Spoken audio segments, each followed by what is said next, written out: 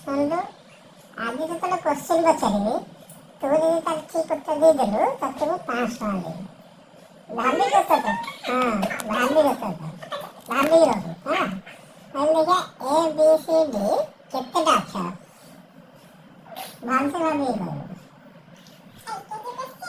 ଯାହା LKG ହଉ କି UKG ହଉ, ତୁ ଭାବିକି କର। ହଁ, ହଉ 500 ଟଙ୍କା ନଉନୁ। ହଁ, 500 ଟଙ୍କା। ହଁ, 26। ପୁଣି ଭାବିବାକୁ ଟାଇମ୍ ଦେବି, ଭାବେ। ଆଉ ସାଙ୍ଗମାନେ, ଆପଣମାନେ ବି ଭାବିକି କମେଣ୍ଟ କରନ୍ତୁ କେତେଟା ଅକ୍ଷର A B C D କେତେଟା ଅକ୍ଷର?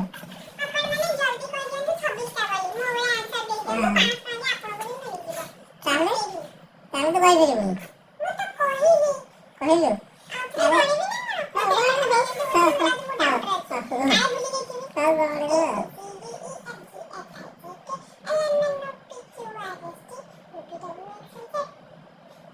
ଛବିଶଟା। ମୁଁ ତତେ କଣ ପଚାରିଲି? A B C D କେତେଟା ଅକ୍ଷର? ମୁଁ ତତେ ପଚାରିଲି A to Z କେତେଟା ଅକ୍ଷର? A B C D ହଉଛି